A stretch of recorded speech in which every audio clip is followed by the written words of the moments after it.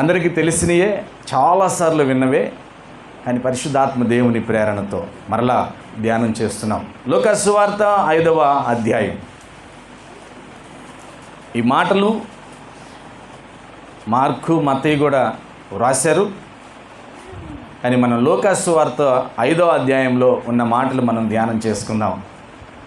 1వ వచనం నుంచి 11 వచనాలు ఈరోజు పేతురు యొక్క పిలుపుని, పేతురు యొక్క పశ్చాత్తాపమును, పేతురు యొక్క ఆ విధేయత, ఆ సమర్పణ కలిగిన జీవితాన్ని మనం ధ్యానం చేద్దాం. మొదటి నుంచి చదువుదాం. ఒక 2 వచనాలు చదవండి. వినుచు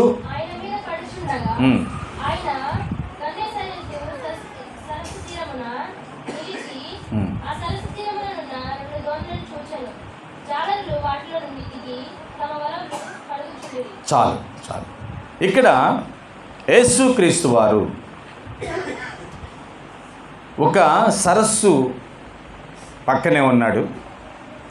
దీన్ని 3 పేర్లతో పిలుస్తున్నారు. గలిలయ సముద్రం, సరస్సుగా పిలుస్తూ ఉన్నారు. ఆ ఒడ్డునే ఉన్నాడు. ఆ ఒడ్డుకి వెళ్ళాడు. అక్కడికి వెళ్ళే వారికి యేసుక్రీస్తుని చూసి చాలామంది, చాలా బిగ్ క్రౌడ్ అనమాట, అనేక మంది జనం ఆయన మీదకి వచ్చారు. ఆయన చుట్టూ గమ్మారు. తోపులాట జరుగుతుంది. ఆయన మీద కూడా పడుతూ ఉన్నారు. అదే కదా అక్కడ ఉంది. ఆయన మీద పడటానికి కారణం, కొందరైతేనేమో దేవుని వాక్యాన్ని వినాలని, కొందరైతేనేమో వారికి ఉన్న బలహీనత నుంచి, వారికి ఉన్న వ్యాధుల నుంచి బాగుపడాలని, ఒక్కొక్కరు ఒక్కొక్క ఆశతో వచ్చారు. వారిలో కొందరైతే ప్రార్థన అయిపోయిన తర్వాత చక్కటి భోజనం పెడతాడు కదా అని కూడా వచ్చారు. దేవునికే మహిమ కలుగును గాక. హల్లెలూయా. అందరూ ఒకే భావంతో రారు, అందరూ ఒకేలాగా ఉండరు, కానీ అందరూ దేవునికి కావాల్సిన వారే. దేవునికే మహిమ కలుగును గాక. భోజనానికి వచ్చిన వాళ్ళని మనం చిన్న చూపు చూడకూడదు. కేవలం వీళ్ళు స్వస్థలకే వస్తున్నారని చెప్పి వాళ్ళని చిన్న చూపు చూడకూడదు. వీళ్ళు నిజంగా దేవుని వాక్యం కోసం వస్తున్నారని చెప్పి వాళ్ళని ఘనపరచవలసిన అవసరం కూడా కాదు. దేవుడు అందరినీ ఒకే రకంగా ప్రేమిస్తున్నాడు. కానీ నువ్వు నీ అంతిమ గమ్యం ఏంటంటే దేవుని రాజ్యంలో దేవుని వాక్యానుసారంగా జీవించటం. ఆమేన్. హల్లెలూయా. ఆయన దేవుని రాజ్య సువార్త ప్రకటిస్తూ ఉన్నాడు. ఈ రాజ్య సువార్త ప్రకటించే క్రమంలో ఆయన ఆ గలిలయ సముద్ర తీరములో ఉన్నప్పుడు అందరూ అనేక మంది వచ్చి పైన పడుతూ ఉంటే ఆయన ఏం చేస్తున్నాడు చూడండి. ఆ సరస్సు తీరమునున్న 2 దోణులను చూచెను. జాలరులు వాటిలో నుండి దిగి తమ వలలు కడుగుచుండిరి. అక్కడ ఇంతమంది పైన పడుతున్నారు అని ఏదో ఆలోచన చేస్తున్నాడు యేసుక్రీస్తు వారు. వీళ్ళందరూ పడకుండా నేనేం చేయాలి, వీళ్ళందరికీ చక్కగా దేవుని రాజ్యం గురించి తెలియచేయాలి, అందరినీ స్వస్థత పరచాలి అని చెప్పి ఆయన మరి వీళ్ళందరికీ సమానంగా అన్ని ఇవ్వాలి కదా, ఎవరు తక్కువగా ఎక్కువగా అసంతృప్తితో వెళ్ళకూడదు కదా అని చెప్పి ఆయన కొద్దిగా చుట్టూ పార చూస్తున్నప్పుడు అక్కడ దోణిళ్ళు దిగి వలలు శుభ్రం చేసుకుంటున్నారు కొందరు మనుషులు. వారిలో ఎవరున్నారు? 3వ వచనం ఒకసారి చూద్దాం. ఆయన ఆ దోణిలలో సీమోనుదైన ఒక దోణి ఎక్కి, అక్కడ సీమోను ఉన్నాడు, వాళ్ళ సహోదరుడు కూడా ఉన్నాడు, ఇంకా కొందరు మంది ఉన్నారు. వలలు కడుక్కుంటున్నారంటే పని అయిపోయింది. ఏమైపోయింది? వేట అయిపోయింది. వేటకి వెళ్ళారు, వేట ముగించుకున్నారు. వేటలో నిరుత్సాహం వచ్చింది, టైం అయిపోయింది, డ్యూటీ టైం అయిపోయింది. డ్యూటీ టైం అయిపోయిన తర్వాత పని చేస్తాం మనం? చెప్పాలి, పని చేయం. ఎందుకంటే టైం ఎప్పుడు అయిపోయిందని ఎదురు చూస్తూ ఉంటాం. టైం అయిపోగానే ఎక్కడికి వెళ్ళాలి? ఇంటికి వెళ్ళాలి. ఇల్లు మన కోసం ఎదురు చూస్తూ ఉంటారు, ఇంట్లో వాళ్ళు మన కోసం ఎదురు చూస్తూ ఉంటారు. కదా, ఆసక్తి. మీరు అంతేనా? బడికి వెళ్ళి 4 అవుతుంది, బెల్లు కొట్టలేదని బెల్లికి వెళ్ళి చెవి పెడతారు పిల్లలందరూ, ఇంకా బెల్లు కొట్టలా. రాజేష్ అంతేనా? వీళ్ళకేం టైం తెలియదండి ప్రిన్సిపాల్ గారికి, బెల్లు కొట్టలా పరిగెడు. ఆ టైంలో వచ్చి ఇప్పుడు మీ అందరికీ ఎక్స్ట్రా క్లాస్ ఉందంట అని చెప్తే అప్పుడు వచ్చింది కోపం కదా, చాలా బాధ వచ్చింది. ఇలాగనే వీళ్ళు వాళ్ళు పని ముగించుకున్నారు, వలలు శుభ్రం చేసుకుంటున్నారు. వలలు శుభ్రం చేసుకుని ఇంకా వాళ్ళ ఇంటికి వెళ్ళిపోతారు. ఇంతలో యేసుక్రీస్తు వారు అక్కడికి వచ్చి ఈ వలలు బాగు చేసుకుని శుభ్రం చేసుకునే వాళ్ళ వైపు చూసి వాళ్ళలో సీమోనుని కనుగొన్నాడు. దేవునికి మహిమ కలుగును గాక. ఎందుకంటే ఆ ధోనిలో ఒకటి సీమోను ధోని ఉంది. ఒకటి ఎవరిది? సీమోను ధోని ఉంది. ఆ సీమోను యొక్క ధోనిను కోరుకున్నాడు ఆయన.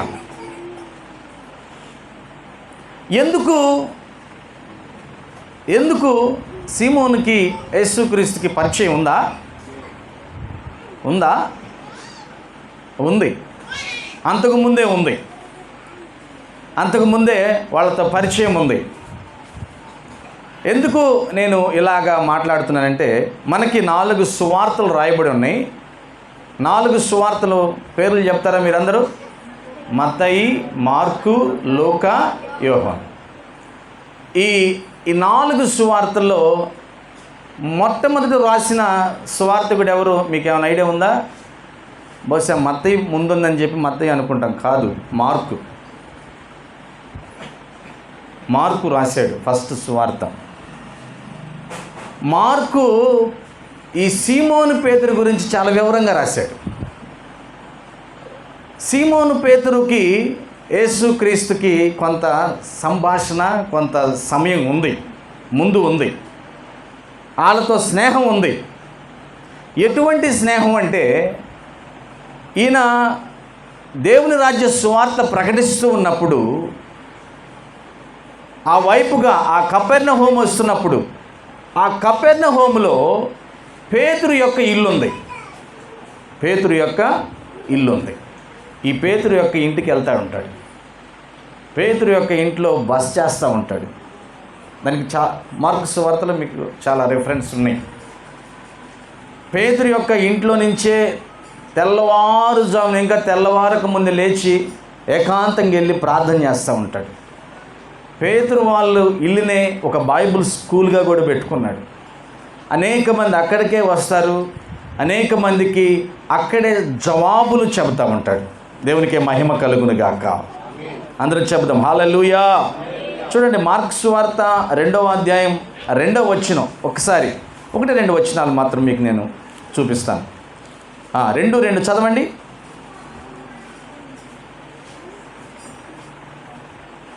త్వరగా.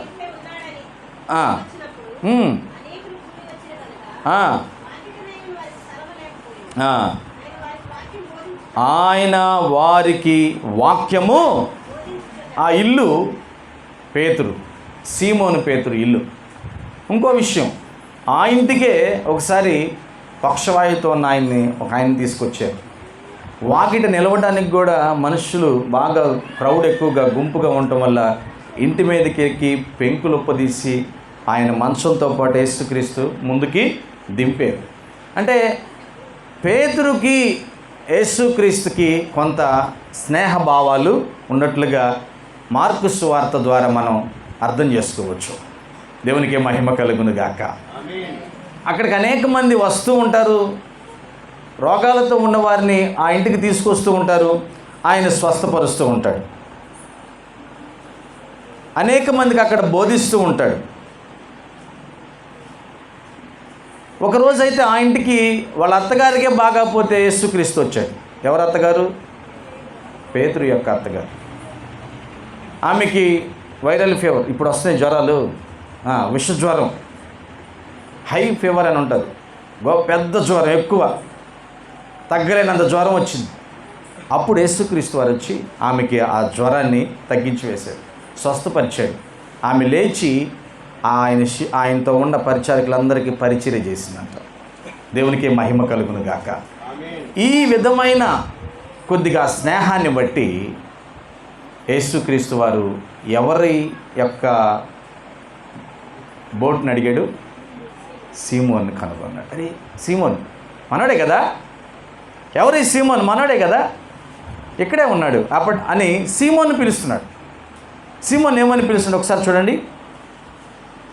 లూకా సువార్త 5వ అధ్యాయం 3వ వచనం. ఆయన ఆ దోణిలో సీమోనుదైన ఒక దోణి ఎక్కి దరి నుండి కొంచెము త్రోయమని అతన్ని అడిగి కూర్చుండి దోణిలో నుండి జనసమూహములకు బోధించుచుండెను. మొదటిగా ఆయన దోణిని కనుగొన్నాడు. ఇది మన సీమోనుదే. హల్లెలూయా, మన సీమోనుదే. మన సీమోను అయినంత మాత్రాన యేసుక్రీస్తుకి ఇవ్వాలని రూల్ ఉందా? మన గురవయ్య గారేగా అని చెప్పి నేను అన్నీ అడుగుతా ఉన్నాను అనుకో, అన్నీ ఇవ్వగలడా? ఇవ్వలేడు.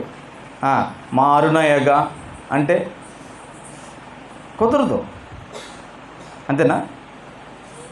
కానీ అక్కడ ఎప్పుడైతే యేసుక్రీస్తు వారు ఆ సీమోను అనగానే అయ్యా నేను వల కడుక్కుంటున్నాను, ఒక అరగంటకి రావచ్చా అన్నాడా? మనం అంటాం ఉదాహరణకు సాయంకాలం 4:30 నుంచి 6 గంటల లోపు మా చెల్లెళ్ళ ఇంటికి ఎక్కడికి వెళ్ళనుకో, మేబీ వాళ్ళ హస్బెండ్ వస్తాడు, వాళ్ళు వంట చేయాలి. వాళ్ళు అప్పుడు ఏం చేస్తున్నారు? పాత్రలు శుభ్రం చేసుకుంటున్నారు. మేము బైబిల్ సంకలో పెట్టుకుని గబగబ వెళ్ళి నుంచోన్నరికి అన్నయ్య వస్తున్నాం, 4 గిన్నెలు కడిగేసి వస్తాం. ఎన్ని? అంతేనా నాగమణి? అన్నయ్య వచ్చేస్తాం 4 గిన్నెలు. లేదమ్మా మేము కొద్దిగా వెళ్ళాలి, మేము ప్రార్థన చేస్తాం. ఆగా అన్నయ్య వస్తాం అంటారా? పడేసి వస్తారా? అంటారు సహజంగా. ఎందుకంటే మళ్ళా భర్త వస్తాడు, మళ్ళీ ఆయనకి సమాధానం చెప్పాలి.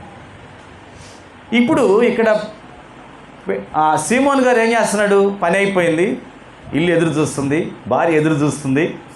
సీమోన్ గారికి పెళ్ళయింది, భార్య ఉంది, భార్య ఎదురు చూస్తుంది, అత్తగారు ఎదురు చూస్తున్నారు. ఇంటికి వెళ్ళాలి, వల శుభ్రం కడుక్కుంటున్నాడు. ఇంతలో యేసుక్రీస్తు వారు అక్కడ వాక్యం బోధించడానికి వచ్చాడు. సీమోను అన్నాడు, అయ్యా నీకు కొద్దిగా ఆ బోటు కొద్దిగా ఇటు నెట్టుకురా, దాంట్లో కూర్చుంటాను. జనందరూ నామే పడుతున్నారు, వాళ్ళందరికీ దేవుని వాక్యం, దేవుని రాజ్య సువార్తను చెబుదాం అని అంటే ఏమనాలి? చెప్పాలి, ఏమనాలి? అందరూ చెప్పాలి సమాధానం. ఏమనాలి? చిత్తం అంట. దేవునికే మహిమ కలుగును గాక. తల వంచాడు, వల పక్కన పెట్టాడు, పని తర్వాత అనుకున్నాడు. ముందు బోటు తీసుకొచ్చాడు. యేసుక్రీస్తుకి ఎక్కడికి నెట్టాలో, ఎంతవరకు అంతవరకు తీసుకెళ్ళాడు. యేసుక్రీస్తు వారు ఎక్కి ఆ బోటులో కూర్చున్నాడు. హల్లెలూయా, అందరం చెబుదాం హల్లెలూయా. ఉన్నతమైన నీ ఉపదేశము నా నిత్య జీవముకే కూటము వేసివే నీ రూపము చూడనాలో. ఉన్నతమైన నా నిత్య జీవముకే కూటము వేసివే నీ రూపము చూడనాలో. యేసయ్యా నీ తీర్మానమే నన్ను నిలిపినది, నీ ఉత్తమమైన సంఘములో. యేసయ్యా నీ తీర్మానమే నన్ను నిలిపినది, నీ ఉత్తమమైన సంఘములో. విజయ గీతము పాడేదా నా విజయముకై ప్రాణత్యాగము చేశావు నీవు. నరుదానుడా నాలాపనానికే నా హల్లెలూయా. దేవుడు ప్రతి మనిషిని ఆయన వైపు మళ్లించుకోవటానికి ఆయన ప్రయత్నాలు ఆపడు. ఆయన ప్రయత్నం ఆపడు. పేతురుతో స్నేహం ఉంది, సీమోనుతో స్నేహం ఉంది. కానీ సీమోనుకి వాక్యమే పెద్దగా ఎక్కట్లేదు. స్వస్థతలు చూస్తున్నాడు కానీ ఇంకా మార్పు లేని జీవితం, మారు మనసు లేని జీవితం. అలా జీవితం కలిగిన వ్యక్తిలో అసలు ఏ గుణగణాలు బయటపడాలో అని చెప్పి పేతురుని యేసుక్రీస్తు వారు పిలిచి, సీమోను కొద్దిగా నీ బోటుని కొద్దిగా ఇటువైపు నెట్టు అన్నాడు. వెంటనే ఆ మాటకు లోబడ్డాడు. ఆయన బోటుని ఇచ్చాడు. యేసుక్రీస్తు యొక్క పరిచర్య కోసం సీమోను పేతురు ఆయన బోటుని కొంత సమయం ఇచ్చేశాడు. హల్లెలూయా. చాలామంది యేసుక్రీస్తుని అంగీకరించడం ఇష్టం ఉండదు. యేసుక్రీస్తు నా సొంత రక్షకుడిని ఒప్పుకోవటం ఇష్టం ఉండదు. దేవుని సన్నిధికి రావటం కూడా ఇష్టం ఉండదు. కానీ దేవునికి ఏదైనా ఇవ్వటానికి ముడికి ఇష్టపడతారు, ఇస్తారు. దేవునికి ఏదైనా ఆ పరిచర్య కోసం ఇవ్వాలని ఆశపడతారు. దేవుని రాజ్య సువార్తలో నా పాలు కూడా ఎంతో కొంత ఉండాలని ఆశపడతారు. కానీ అది దాటి కొంతమంది రక్షణలోకి రావడానికి ఇష్టపడరు. మేబీ పేతురు అలాంటి ఊహలో ఉన్నాడేమో, నాకు తెలీదు. అడవేగా వాక్యానికేగా అని ఇచ్చేశాడు. ఆమేన్. అందులో చెబుదాం హల్లెలూయా. వెంటనే సీమోనికి యేసుక్రీస్తు వారు ఇచ్చినందుకు ఆయన ధన్యవాదాలు చెప్పుంటాడు. చక్కగా ఎక్కాడు. ఆయన వాక్యాన్ని బోధిస్తూ ఉన్నాడు. చెప్పిన మాటకి విధేయత చూపించాడు. ఎవరు చెప్పాలి? ఎవరు? సీమోను. ఏం విధేయత? జస్ట్ ఆ బోటు వరకు ఇవ్వటం కాదు. బోట్ ఎక్కిన తర్వాత అయ్యా కొంచెం లోనకు త్రై అని అన్నాడు. హల్లెలూయా. ఉందా అక్కడ ఆ మాట? కొద్దిగా లోనకి నెట్టు. ఏం ప్రభు ఇచ్చాను కదా, మళ్ళీ వాళ్ళు కడుక్కోవాలి, నీ పన్ను కొద్దిగా చేసుకోవచ్చు కదా అన్నాడా? ఈరోజు మనం అంటాం ఆ మాట కదా, ఇచ్చాం కదయ్యా ఎట్టగట్ట సర్దుకుని పోక మళ్ళీ పని చెబుతావు నువ్వు మాకు. మరీ శాఖరం నీకు కొద్దిగా ఆలోచన కూడా ఉండదు. ఏదో మాకు తోచింది మేము చేసాం కదా, ఇక నువ్వు చేసుకోలేవా అంటారు. కానీ యేసుక్రీస్తు వారు మనస్సులను ఎరిగిన దేవుడు కదా. హల్లెలూయా. మనస్సులను పరిశీలన చేసే దేవుడుగా ఆయన పేతురు యొక్క మనస్సును పరిశీలన చేస్తున్నాడు. పేతురు అనగానే వచ్చాడు. ఆ దోణి అక్కడ పెట్టంగా ఉంచాడు. ఎక్కి కూర్చుని పేతురు కొద్దిగా లోనకు నెట్టవా అని అంటున్నాడు. అరే ఏమయ్యా, పని మానుకులు వచ్చితే లేదు, వాళ్ళు అక్కడ పడేసి వచ్చారు, మళ్ళీ లోనకు నెట్టమంటావు అన్నాడా? అన్నలా విన్నదానికి విధేయత చూపించాడు పేతురు. హల్లెలూయా. విన్న మాటకు విధేయుడయ్యాడు, తల వంచాడు. వాక్యం వింటున్న ప్రియ దేవుని బిడ్డలారా, ఈరోజు నేను విధేయుడిగా ఉండాలని నువ్వు అనుకుంటున్నావు. కానీ కొన్నిసార్లు ఏమనుకుంటున్నావు అని సార్, అవిధేయతను చూపిస్తున్నావు. నీకు నచ్చింది, నీకు ఇష్టమైంది వాళ్ళు చెబితే ఖచ్చితంగా విధేయుడిగా ఉంటావు, విధేయురాలుగా ఉంటావు. నీకు నచ్చకపోతే, నీకు అది కష్టమైతే ఎదురు తిరుగుతున్నావు. ఓ పెద్ద గొడవైంది భార్యాభర్తలకి, దానివల్ల చాలా నష్టం వచ్చింది, చాలా రోజులు విడిపోవాల్సి వచ్చింది. భార్య అనుకుంది ఇంకెప్పుడు నా భర్తకి గొడవ పడకూడదు, ఆయన ఏమన్నా కానీ నేను తల వంచుకుని జీవించాలనుకుంది. భర్త అనుకున్నాడు, ఆ చిన్న సమస్య వల్ల నా భార్యని ఇన్ని రోజులు దూరం చేసుకున్నాను, ఎక్కడి నుంచి నా భార్య ఏం చెబితే అదే నేను కూడా తల వంచుకోవాలి, మేమిద్దరం కలిసి ఉండాలనుకున్నారు.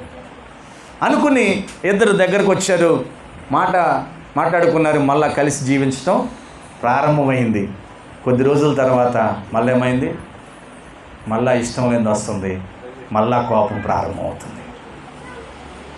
విధేయత ఈ భూమి మీద ప్రతి కుటుంబాన్ని పతనం చేస్తుంది. ఆ విధేయతే.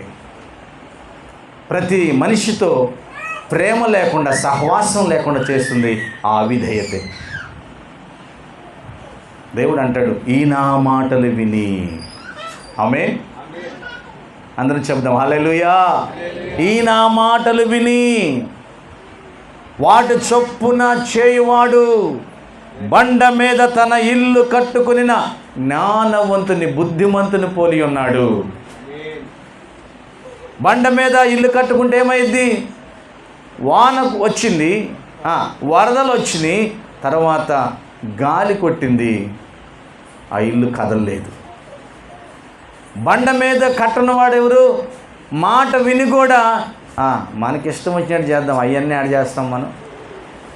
హల్లెలూయా. అందరూ చెప్దాం హల్లెలూయా. అన్నీ నీతిగా ఉండాలంటే లోకంలో సరిగదబ్బా. అప్పుడప్పుడు కొద్దిగా ఆడపిల్లలకు కట్నం ఇవ్వాలి, మగపిల్లలకు కట్నం తీసుకోవాలి. ఎవరు తెలియకుండా జరిగిపోయేది ఏం కాదనుకుంటున్నారు. అమ్మ మనం క్రైస్తవులేమే కానీ దిష్టి ఉంటుంది గుమ్మడికాయ కట్టు అంటున్నారు, దిష్టి బొమ్మ పెట్టు అంటున్నారు.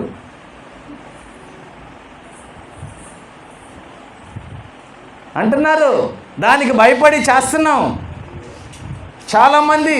అండి మాకు తెలుసు, మీకు ఒక విషయం తెలుసా? మీకంటే బాగా ప్రార్థనకి వెళ్ళేవాళ్ళు వాళ్ళు కట్టారు, మీరు కడతానికి ఏమి, వాళ్ళు చేస్తున్నారు, మీరు చేయడానికి ఏమి అని భయపెడుతున్నారు. నిజమా? వాళ్ళు చేశారా? అలాగైతే మందే ఉందిలే ఆ భక్తితో పోల్చుకుంటే అని చెప్పి వీళ్ళు కూడా కలిసిపోతున్నారు. ఈ నా మాటలు విని దేవుని మాటకు విధేయత చూపించకపోతే నీ పునాది బండ కాదు, నీ పునాది ఇసుక పునాదిగా మారిపోతుంది. ఇసుక పునాదిగా వచ్చినప్పుడు చిన్నటికే బెదిరిపోతావు, చిన్న సమస్యలకే తూలిపోతావు, పడిపోతావు, లేవలేని స్థితికి వస్తుంది. అదే బండ మీద నీ పునాది అయితే. చూడండి అసలు బైబిల్లో క్రమం ఎలా రాసిందో. ఫస్ట్ ఏం వచ్చిందంట చెప్పండి అందరూ? వర్షం వచ్చిందంట. ఏమొచ్చింది చెప్పాలి అందరూ? వర్షం వచ్చింది. 2 వరద వచ్చింది. ఇప్పుడు వర్షం వచ్చిన తర్వాత వరద వచ్చిందనుకో, ఇల్లంతా గోడలని నానిపోవా? ఇప్పుడు గాలి వస్తే వెంటనే పడిపోయింది. అదే బండ మీద అయితే ఆ ఇల్లు పడదు. హల్లెలూయా. ఆ ఇల్లు పడదు. పడకుండా ఉండాలంటే నువ్వు దేవుని మాటను వినాలి, దేవుని మాటకు విధేయుడు అవ్వాలి. ఆయన బోట్ ఇచ్చాడు, తర్వాత కొద్దిగా లోనకి నెట్టు అనగానే వెంటనే ఆయన లోనకి నెట్టాడు, విధేయుడయ్యాడు. తర్వాత చూడండి 4వ వచనం నుంచి మనం చదువుకుందాం. ఆయన బోధించుట చాలించిన తరువాత నీవు దోణిను లోతునకు నడిపించి చేపలు పట్టుటకు మీ వలలు వేయడని సీమోనుతో చెప్పగా, సీమోను ఏలినవాడా, రాత్రంతయు మేము ప్రయాసపడితిమి గాని మాకేమీ దొరకలేదు, అయినను నీ మాట చొప్పున వలలు వేతుమని ఆయనతో చెప్పాను. హల్లెలూయా. చూసావా, పేతురికి దేవుని మాట అంటే అంత విశ్వాసము. ఆమేన్. దేవుని మాట అంటే అంత నమ్మకము. ఈరోజు భూమి మీద చాలామంది మనిషిని నమ్ముతున్నారు కానీ బైబిల్లో ఉన్న వాక్యాన్ని నమ్మలేకపోతున్నారు. బైబిల్లో ఉన్న వాక్యం ఎవరు? దేవుని మాట. అది హల్లెలూయా.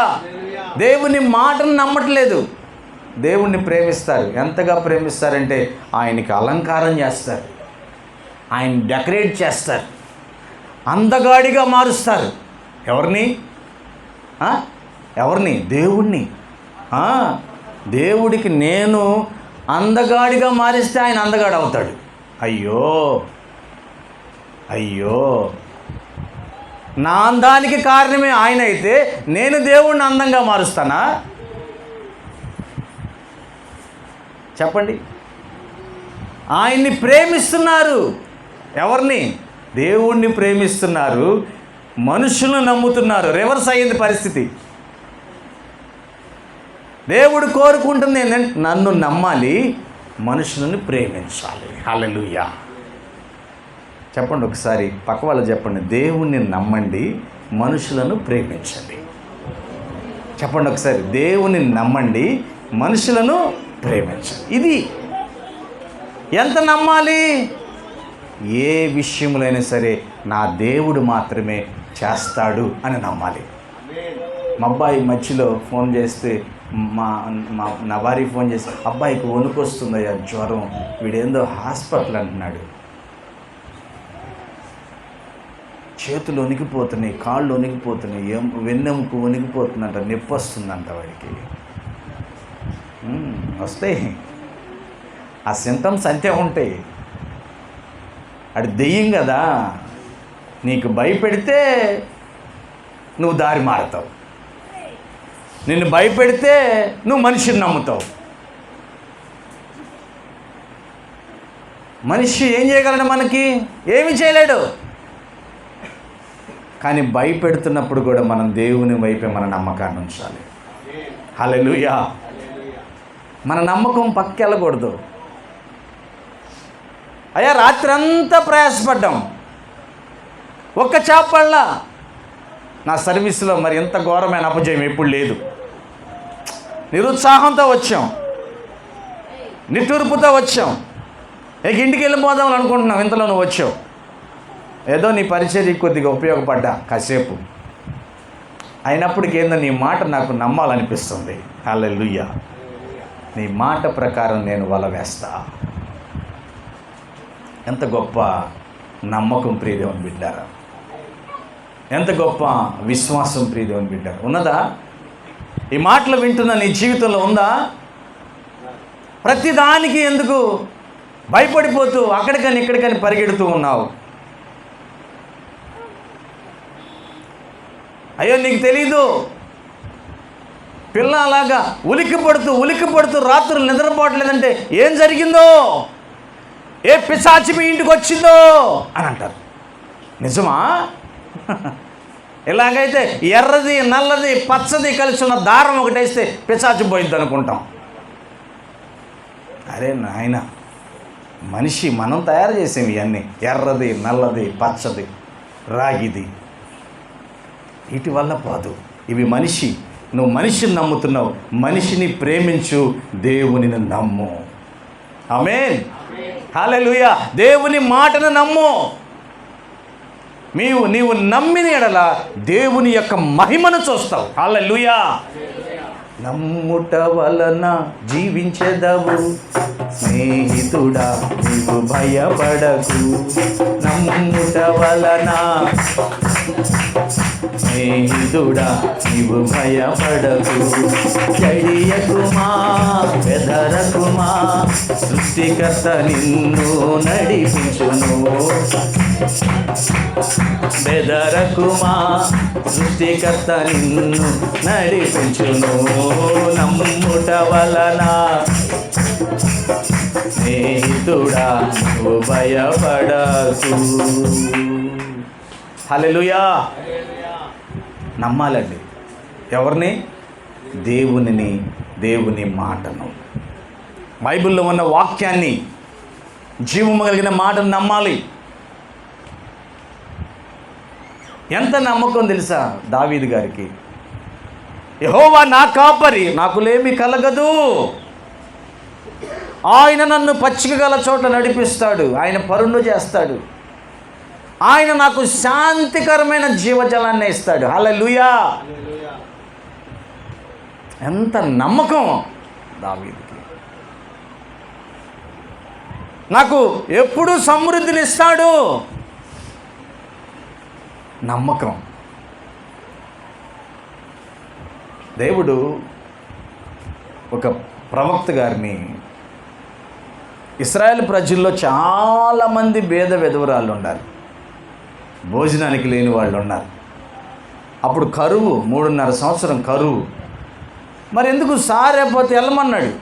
అక్కడ ఒక విధవరాల్ని నేను సిద్ధపరుస్తున్నాను, నువ్వు అక్కడికి వెళ్ళు, అక్కడ ఆమె నీకు 3.5 సంవత్సరం భోజనం పెట్టిద్ది అన్నాడు. అయ్యో, మరి ఈ ఊరిని ఎందుకు వదిలేశాడా దేవుడు?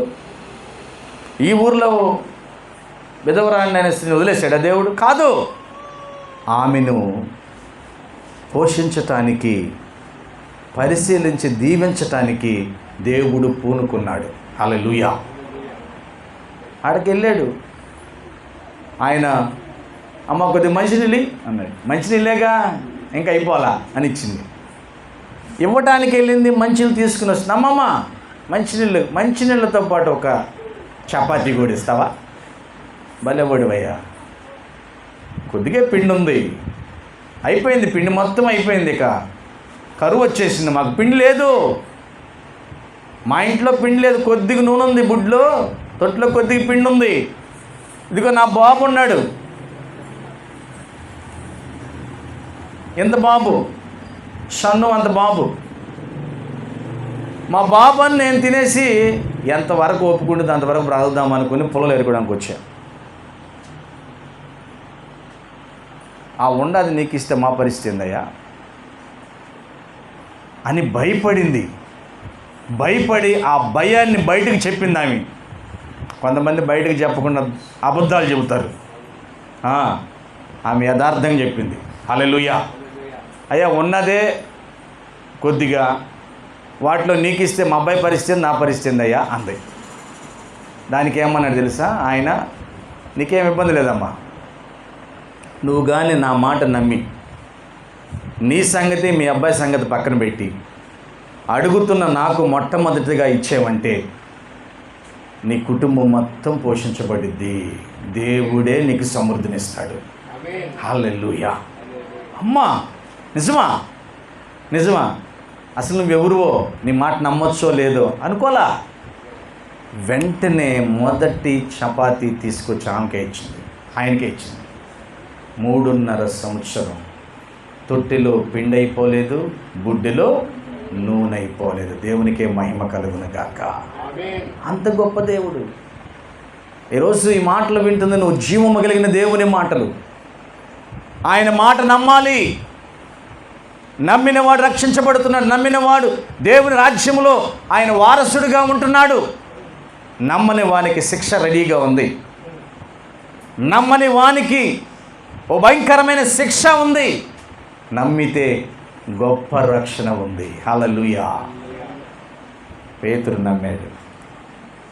అంటున్నాడు, అయ్యా నీ మాట ప్రకారం నేను ఏమంటున్నాడు, వల వేస్తాను అని చెప్పి వారు అలాగూ చేసి విస్తారమైన చేపలు పట్టిరి. అందుచేత వారి వలలు పిగిలిపోవచ్చుండగా, దేవునికే మహిమ కలుగునుగాక. పిగిలిపోతున్నాయి అంట వలలు.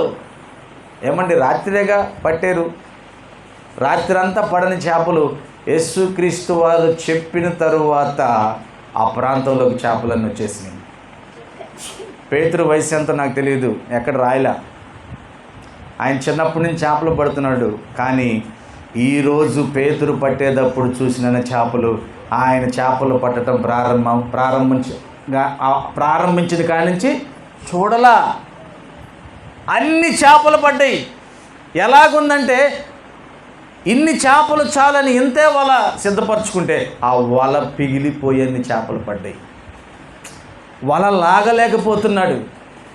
పక్క వాళ్ళకి సైగ చేస్తున్నావు, రే రండి కొద్దిగా లాగదాం అని పక్క వాళ్ళని పిలుస్తున్నాడు. ఆశ్చర్యం, అసలు విస్మయం పొందారు. ఒక పేతురే కాదు, పక్కనుండా యోహోను యాకోబు కూడా, ఇదేంద్రా ఇన్ని చేపలు ఎలాగ పడ్డాయి?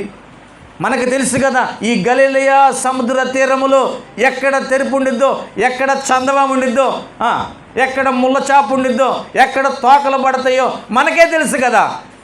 ఇన్ని రకాల చేపలు ఎక్కడికి ఎలా పడ్డాయి? అమ్మో, ఈయన నిజంగా గొప్పవాడేరా. హల్లెలూయా. ఈయన మాట వింటే ఎంత గొప్ప దీవెన వచ్చింది మనకి. ఈయన మాట వింటే ఎంత గొప్ప ఆశీర్వాదం వచ్చింది మనకి. వాక్యం వింటున్న ప్రియ దేవుని బిడ్డ, ఇప్పటికీ ఈ మాటలు నువ్వు వింటున్నావు కానీ ఇంకా నమ్మకం కుదరట్లేదు నీకు. ఇంకా నీ బిడ్డల విషయంలో నిన్ను నువ్వు, నీ బలాన్ని, నీ జ్ఞానాన్ని, నీ ఆలోచన నమ్ముతున్నావు. ఆ భవిష్యత్తు విషయంలో దేవుడు కాదు నేను మొదటగా చేయాలనుకుంటున్నావు. దేవుడు అంటున్నాడు, నా మాట నమ్మితే నేను నీ పట్ల గొప్ప కార్యాలు చేస్తాను. హల్లెలూయా. ఆ మాట నమ్మాలి. ఈరోజు దేవుని మాట నమ్మడానికి నిరాకరిస్తున్నారు చాలామంది.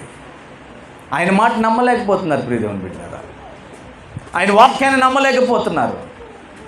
ఆ వాక్యంలో ఉన్న జీవాన్ని రుచి చూడలేకపోతున్నారు. ఆ వాక్యంలో ఉన్న జీవం కొందరికి చేదుగా అనిపిస్తుంది, కొందరికి కష్టంగా అనిపిస్తుంది. కానీ పేతురు ఇష్టంగా తీసుకున్నాడు, వెళ్ళి వలలు వేసాడు. వలలు లాగలేకపోతున్నాడు. వలలు పగిలిపోతాయేమో అనే భయం వేస్తుంది.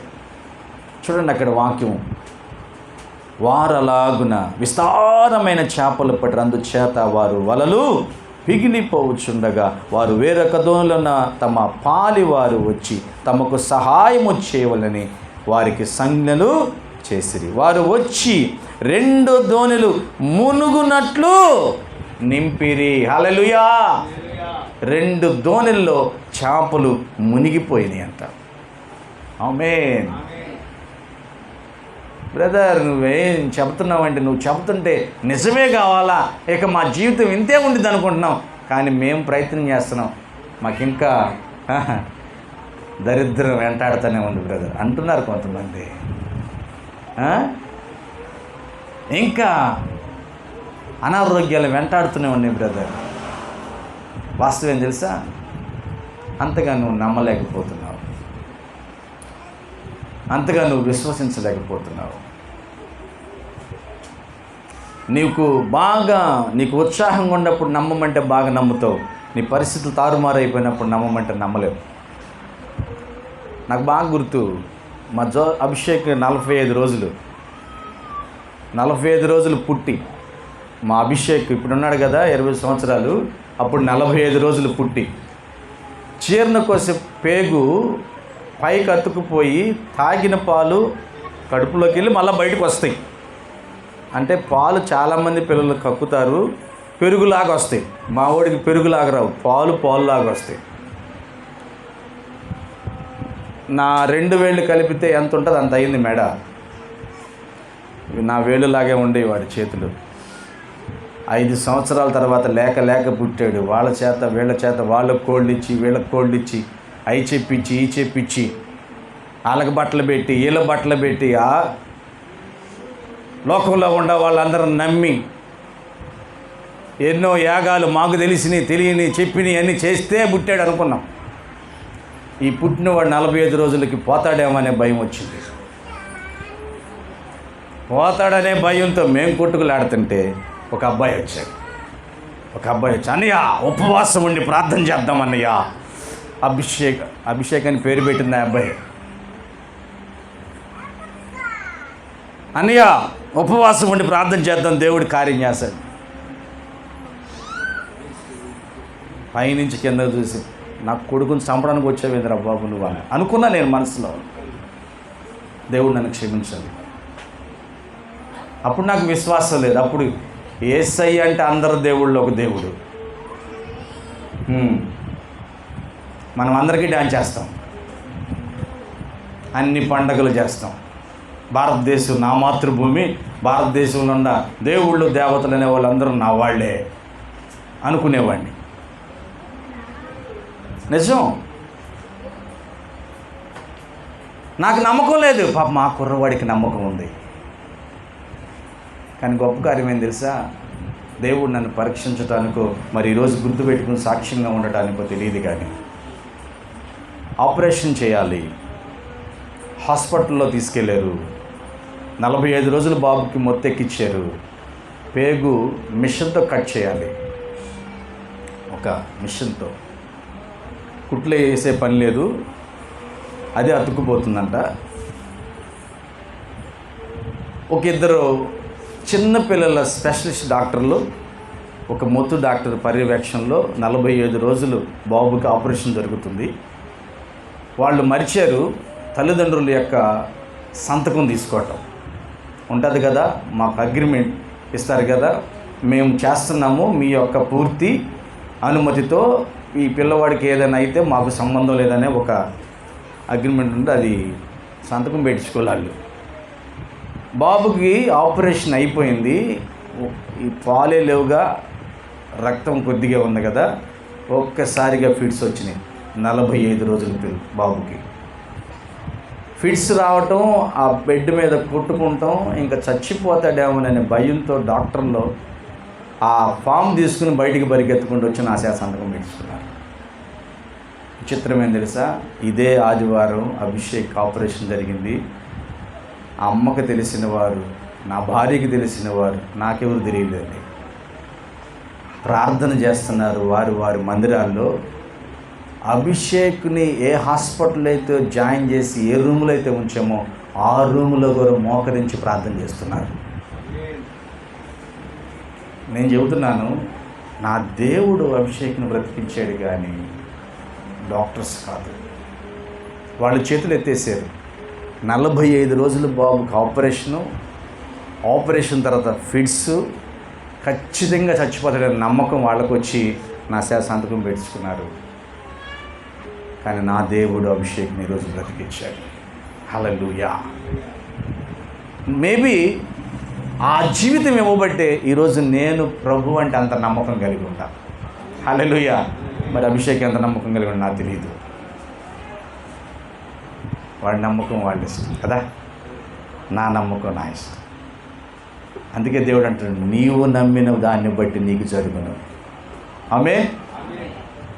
అర్థమవుతుందా? అనితమ్మ, నీ నమ్మకమే నిన్ను బాగు చేస్తుంది. ప్రశాంతి నమ్మకమే ఆ కుటుంబాన్ని బాగు చేస్తుంది. నేను నమ్మటం కాదు ప్రశాంతి, నేను నమ్ముతా. నా దగ్గరకు వచ్చిన సేవకుడు చిన్న బాబు, చిన్న కుర్రాడే, అతను నమ్మాడు ఆ దేవుడు గొప్ప కార్యం చేస్తాడన్న. ఉపవాసం ప్రార్థన చేద్దామని. నీ ఉపవాసం పక్కన పెట్టు నాయన, నా పిల్లల్ని చంపాలనుకుంటున్నావు ఏంది అనుకునలేను. కానీ దేవుడు ఆ దేవుని యొక్క ప్రసన్నతతోనే ఆ బిడ్డను బ్రతికించాడు. దేవునికే మహిమ కలుగును గాక. మీలో అభిషేక్ని పరిశీలించాలనుకున్న వాళ్ళు ఆ షర్ట్ ఓపెన్ చేసి చూడండి, ఇక్కడ ఒక మచ్చ ఉంటుంది. ఇప్పుడు కూడా ఉంటుంది. ఆ మచ్చ వాడితో పాటు పెరుగుతూనే ఉంది, తగ్గదు. ఎందుకో తెలుసా? అభిషేక్ దేవునికి బహువిష్టుడిగా ప్రియుడిగా మారాలనేమో. దేవునికి మహిమ కలుగును గాక. కొన్ని మచ్చలు పావు మనకు గుర్తుండాలి, కొన్ని గాయాలు పోవు మనకు గుర్తుండాలి. ఇక్కడ ఉన్న వాళ్ళు చాలామందికి కొన్ని ఉన్నాయి. ఎందుకు అవి ఉండాలి? దేవుడిని మర్చిపోకుండా ఉండటానికి. విస్మయం పొందారంట, ఆశ్చర్యపోయారంట. అమ్మో ఎంత గొప్ప కార్యమా అనుకున్నారంట వాళ్ళు. ఒక్కరు నమ్మినందుకు ఇన్ని చేపలా అనుకున్నారంట. ఆ పక్కన ఉన్న వాళ్ళు కూడా, ఏందిరా మనం ఎప్పుడైనా ఒక బోట్లో ఒక మూలే కదరా పట్టేది, ఇదేందిరా ఒక్కసారి వల వేస్తే 2 బోట్లు నిండిపోయేంత చేపలు రావటం ఏందిరా, ఇది నిజంగా అద్భుతం కదా. హల్లెలూయా. ఇది నిజముగా అద్భుతం, ఆశ్చర్యము కదా అని చెప్పి అనుకుంటున్నప్పుడు చూడండి, అక్కడ పేతురు యొక్క బదులు ఏంటి తెలుసా? 8వ వచనం. సీమోను పేతురు అది చూచి, ఏది చూసి? ఈ ఆశ్చర్యమైన అద్భుతమైన కార్యము చూచి యేసు మోకాలు ఎదుట సాగిలపడి, ప్రభువా నన్ను విడిచిపోమ్ము, నేను పాపిని, దుర్మార్గుడను. ఏమండి, యేసయ్యతో స్నేహం ఉంది, వాళ్ళ ఇంటికి వస్తున్నాడు. విన్నావా ఈ మాట? యేసుక్రీస్తు వారు పేతురుల ఇంటికి వస్తూ ఉన్నాడు, కానీ మారు మనసు లేదు పేతురికి. పాస్టర్ గారితో భలే స్నేహం మన వాళ్ళకి, ప్రార్థన కూడా తెగ వస్తూ ఉంటారు, కానీ నమ్మకం లేదు. పాటలు పాడతారు, అవసరమైతే కొన్ని స్టేజీల మీద సాక్ష్యాలు కూడా చెబుతారు, కానీ నమ్మకం లేదు. ఈ నమ్మకాన్ని కలుగు చేసాడు దేవుడు పేతురుకి. హల్లెలూయా. ఎంత నమ్మకం అంటే గుండెలు భయం వచ్చే నమ్మకం, వెన్నులో వణుకు పుట్టే నమ్మకం. ఇంత గొప్ప కార్యమా? ఈయనే గొప్పవాడు, ఈయనే మంచివాడు, నిజమైన దేవుడు ఈయనే. నేను పనికి మాలినవాడిని, నేను పాపాత్ముడిని. ఒక్కరా మాట నమ్మినందుకే ఇంత గొప్ప సంపద ఇచ్చాడు ఈ దేవుడు. ఈయన దగ్గర నేను ఉండటానికి పాత్రుడు కాదు. అయ్యా, నువ్వు నన్ను విడిచిపెట్టి వెళ్ళిపో, నేను పాపాత్ముడను. ఏమండి? హల్లెలూయా. హలో. అనుకోని విధంగా దేవుడు ఒక గొప్ప కార్యం చేస్తే ఒక 5 నిమిషాల పక్కకెళ్ళి దేవుని స్తుతించావా, నేను పాత్రుడను కాదు నా జీవితంలో ఈ కార్యం జరగటానికి, నేను పాత్రుడను కాదు, నేను ఎంత సంపదను పొందుకోవడానికి ఎప్పుడైనా దేవుని స్తుతించావా? ఎవరికైనా పంచుకున్నావా? పేతురు అన్ని గొప్ప చేపలు చూసి, నేను ఈ పొందుకోవడానికి పాత్రుడిని కాదయ్యా, నేను పాపాత్ముడిని, నన్ను విడిచిపో. హల్లెలూయా. నన్ను విడిచిపో. చాలామంది దేవుణ్ణి దగ్గరగా వెళుతున్నప్పుడు వాళ్ళ పాపం బయటపడిపోతూ ఉంటుంది. అందుకే చాలామంది వస్తా పోతా ఉంటాం కానీ అంత దగ్గరగా ఉండకూడదు అనుకుంటారు. హల్లెలూయా. స్నేహమే, ఎక్కువగా ఉండకూడదు, అతిగా ఉండకూడదు అబ్బాయి, అతిగా ఉండకూడదు. ఎంతవరకు అంతవరకు లిమిట్లో పెడదాం. మనుషులతో లిమిట్లో ఉండు, దేవునితో హద్దు మీరి ఉండు. హల్లెలూయా. నమ్మిన వాళ్ళకి ఎట్టి చప్పలు కొడదాం. హల్లెలూయా. చెప్పండి ఏంటండి? మళ్ళీ చెప్పండి మీరు. మనుషులతో, మళ్ళీ అర్థమవుతుందా? మనుషులతో లిమిట్గా ఉండాలి, దేవునితో హద్దు మీరి ఉండాలి. దేవునికి మనకు హద్దులు ఉండకూడదు. ఇంతవరకే ఉండాలి, ఇంతవరకే ప్రార్థన చేయాలి, ఈయనతో అంతగా పెద్ద స్నేహం పనికిరాదు అనుకోకూడదు. మనుషులతో అనుకోవచ్చు, తప్పులేదు. కొంతమంది అలా ఉంటారు. దేవుని నమ్మి హద్దు మీరి ఉండొచ్చు ఆయనతో. పేతురు విస్మయం పొంది, నేను పాపాత్ముడినయ్యా అంటున్నాడు. కానీ దేవుడు, నేను పాపినయ్యా, నన్ను వదిలిపోమంటే పోతాడా? ఋతుమా వెళ్తాడా? ఏం చేస్తాడు? చెప్పాలి. దగ్గరకు వచ్చి హద్దుకుంటాడు మన దేవుడు. ఆయన ఈ లోకానికి వచ్చింది నిన్ను విడిచిపోవటానికి కాదు, నిన్ను హక్కును చేర్చుకోవడానికి. ఆమేన్. ఒకరోజు యేసుక్రీస్తు వారు వాక్యం ముగించుకుని కొండ దిగి వస్తున్నాడు. సమాజం అంతా వెలివేసింది, కుష్ఠరోగం ఉందని ఆయన జనంలోకి వెళ్తే నన్ను అందరూ నిందిస్తారని చెప్పి పక్కన కూర్చుంటే, యేసుక్రీస్తు రాగానే దూరంగా వెళ్ళి ముందుకు పడి సాష్టాంగ నమస్కారం చేసి ఆయనకి స్తుతులు చెల్లించి, అయ్యా నీకు ఇష్టమైతే నన్ను బాగు చేస్తావా అన్నాడు. ఏమన్నాడు చెప్పండి ఒకసారి. అయ్యా నీకు ఇష్టమైతే అంటే ఎందుకు అంటున్నాడు ఆ మాట? అయ్యా నేనంటే ఎవరికి ఇష్టం లేదయ్యా, నేనంటే ఎవరికి ఇష్టం లేదు, మా ఊళ్ళో వాళ్ళకి ఇష్టం లేదు, నా బంధువులకి ఇష్టం లేదు, అందరు నన్ను వద్దనుకుంటున్నారయ్యా. అందుకే నాకు నీ మీద కూడా కొద్ది డౌటే, నీకన్నా నేనంటే ఇష్టమేనయ్యా. బా, ఇలాంటి పరిస్థితి నీ జీవితంలో వచ్చిందా? ఒకవేళ వచ్చినట్లయితే నా దేవుడు ఇప్పుడు అంటున్నాడు, నువ్వంటే నాకు ఇష్టం అంటున్నాడు. హల్లెలూయా. అంటే దూరం కూడా ఆ మాట చెప్పలేదు, చెయ్యి చాపి ఆయన్ని ముట్టి, నువ్వంటే నాకు ఇష్టమే. హల్లెలూయా. అంటే నా భాషలో అనుకుంటున్నాను, దగ్గరగా తీసుకుని భుజం మీద చేసి గుండెలో హత్తుకుని ఉంటాడు ఆ మాట దేవుడు కదా. నువ్వంటే నాకు ఇష్టమయ్యా. అరే నిన్నెవరు ఇష్టపడిన వాళ్ళు, నువ్వంటే నాకు ఇష్టం. ఎంత ప్రేమ కలిగిన దేవుడు నా దేవుడు, ఎంత ఉన్నతమైన దేవుడు నా దేవుడు. ఇప్పుడే నిన్ను శుద్ధుడిగా చేస్తానన్నాడు, ఇప్పుడే నిన్ను బాగు చేస్తాను. అంటే దేవుడు పాపాత్మను చూసి పారిపోయే దేవుడు కాదు, పాపాత్మను చూసి పాపము నుంచి విడిపించే దేవుడు మన యేసయ్య. నీ పాపము నుంచి నా పాపం నుంచి విడిపించాలని కోరుకునే దేవుడు నా యేసయ్య.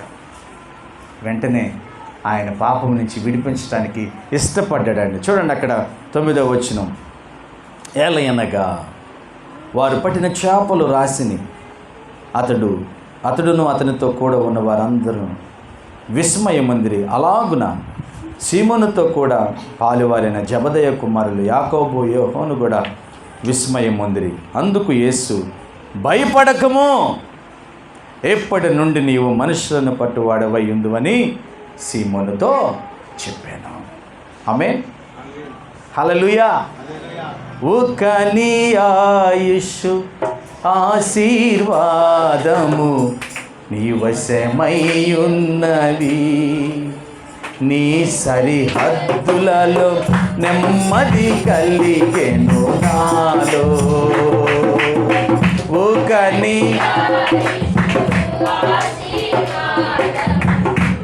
వశమై ఉన్నవి, నీ సరిహద్దులలో నెమ్మది కలిగెను నాలో.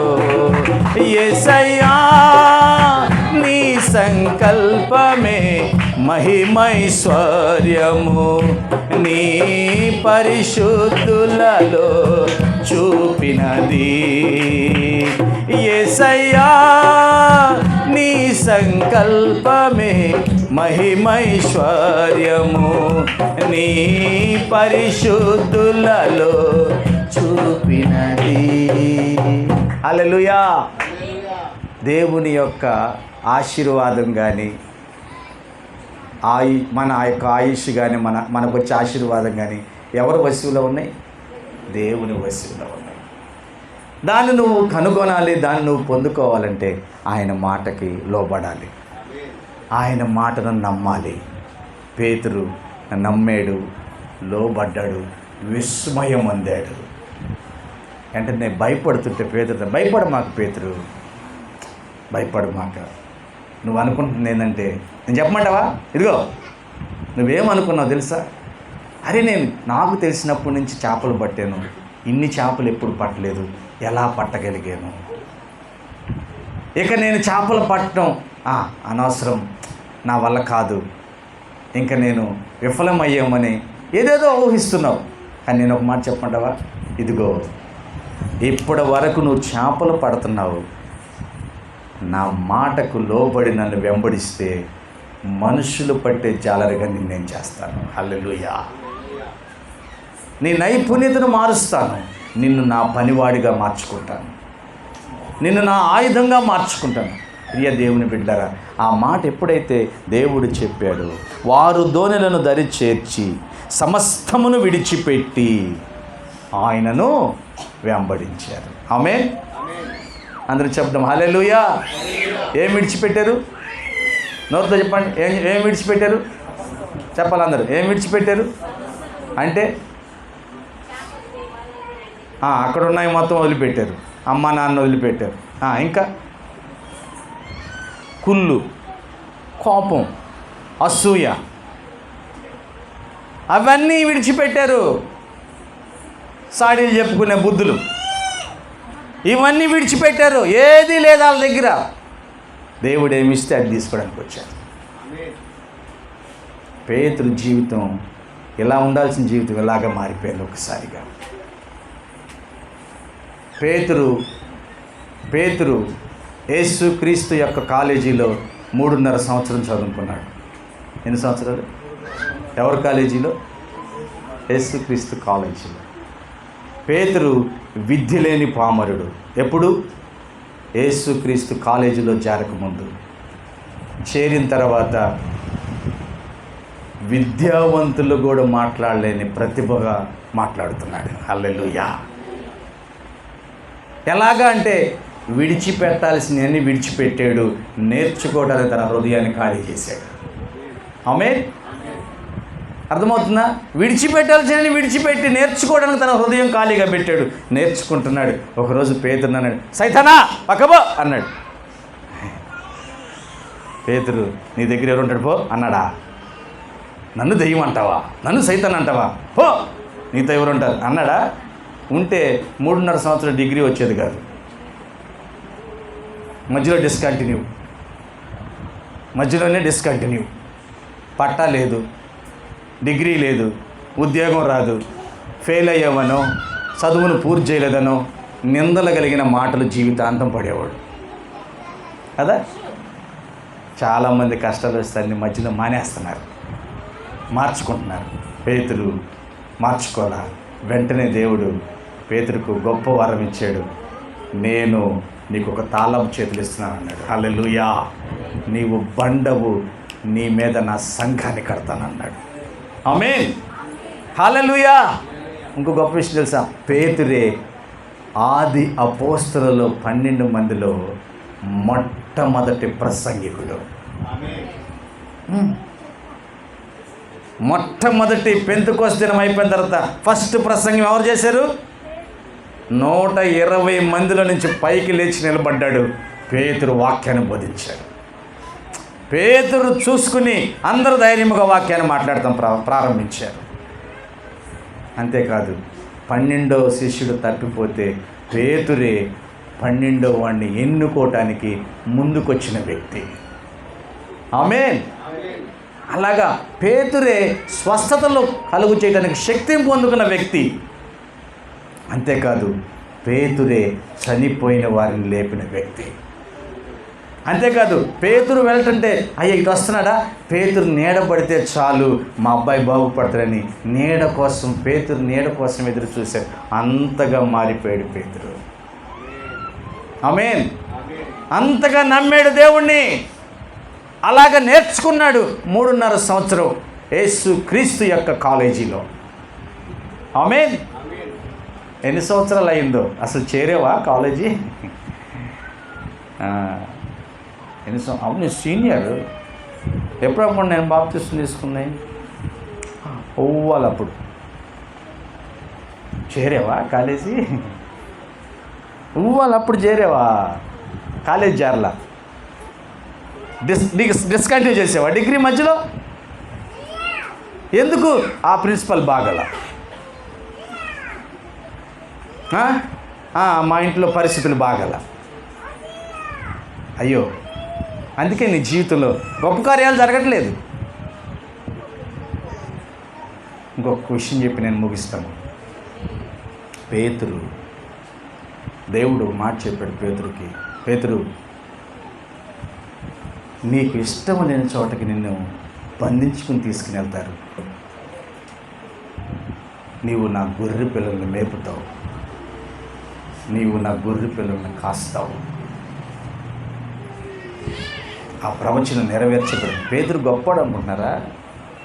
పేతురు పెంతెకోస్తు దినానికి ముందు అబద్ధికుడు. పేతురు పెంతెకోస్తు దినానికి ముందు కోపం. ఎంత కోపం? నీకు కోపం వస్తే మా అయితే బూతులు తిడతావు, చేతులు లేపి కొడతావు. పేతురు కోపం వస్తే కత్తి ఉంటుంది పేతురు దగ్గర, వేసి పడేస్తాడు అంతే, ఇంక మాట్లాడవు. మెడ తెగాల్సింది, పక్కకు వచ్చే వరకు చెవి తెగింది. అది పేతురు యొక్క మైండ్. అలాంటి పేతురు చచ్చిపోయిన వాళ్ళని లేపే విధంగా మారాడు. ఎలా తెలుసా? అన్నీ ఏది విడిచిపెట్టాలో అన్నీ విడిచిపెట్టాడు. నీ జీవితంలో ఇంకా ప్రార్థిస్తున్నావు, ఇంకా నమ్ముతున్నావు అంటున్నావు, కార్యాలు జరగట్లా. కార్యం ఏం తెలుసా? నువ్వు వదిలిపెట్టాల్సినవి వదిలిపెట్టలేదు. అది ఇంకా విడిచిపెట్టాల్సినవి చాలా ఉండి విడిచిపెట్టాలి అవి. చివరికి ఒక మాట, పేతురు చనిపోయాడు. నీలాగా నాలాగా కాదు. రోమా సామ్రాజ్యం పేతురుని తీసుకెళ్ళి చెరసాల్లో వేసింది. అలాగుండేది. ఒక డోరు, ఒక రూమ్ ఉండే సెల్ కదా అది. ఒక రాయి స్వరంగం లాగా ఉంటుంది, తొలిచేరు లోన రూమ్ లాగా. దానిలోకి తాడేసి మనిషిని దింపాలి. లైట్లు ఉండవు, శుభ్రం చేయరు. అంతకుముందు ఏమన్నా చచ్చిపోయినవి కూడా అక్కడే ఉంటాయి. దాంట్లో 9 నెలలు బంధించి వేశారు పేతురుని. వాసన, చీకటి, అటువంటి వేదనకరమైన శిక్షణ అనుభవిస్తూ ఆ సెల్ అధికారులను, అక్కడ పనిచేసే 47 మంది మారు మనసు పొందడానికి కారకుడైడు పేతురు. గట్టిగా చెప్పడం కూడా దేవునికి మహిమ కలిగినట్టు. ఇంకా లాభం లేదు, చంపేసేద్దాం అనుకున్నాడు. అక్కడ ఆయన సిలువేద్దామంటే, అయ్యా ఆ పరిశుద్ధుడైన యేసుక్రీస్తులాగా సిలువ వేయించుకోవడం నేను అరుకుంది కాదు, తల్ల కిందులుగా వేయండి నన్ను సిలువ. నా తల కిందకుండా నా కాళ్ళు పైకి ఉండాలి అంటే ఎంత నమ్మాడంటే, నేను చచ్చిపోయిన దేవునికి మహిమ అనుకున్నాడు. నేను చచ్చిపోయిన దేవునికి మహిమ అనుకున్నాడు. ఇంకో విషయం తెలుసా? రోమా సామ్రాజ్యంలో ఆయన్ని పూడివేసి సమాధి కట్టారు. ఆ రాజు వచ్చి ఎవడ ఇక్కడ సమాధి పెట్టిందని చెప్పి పగలగొట్టించారు. ఆ సామ్రాజ్యానికి ఒక 6-7 కిలోమీటర్ల అవతల మళ్ళా ఇదంతా తవ్వి తీసుకుని వెళ్తే మరొక రాజు వచ్చి ఒక గొప్ప మందిరాన్ని కట్టించాడు. ఇప్పటికీ ఆ మందిరం అలాగనే ఉంది. దేవునికి మహిమ కలుగును గాక. ఈ మాటలు వింటున్నప్పుడు దేవుని బిడ్డ, ఎంతగా దేవుని నమ్మావు, ఎంతగా విధేయుడయ్యావు? ఉన్నదా నమ్మకం? ఉందా దేవుని మాట మీద?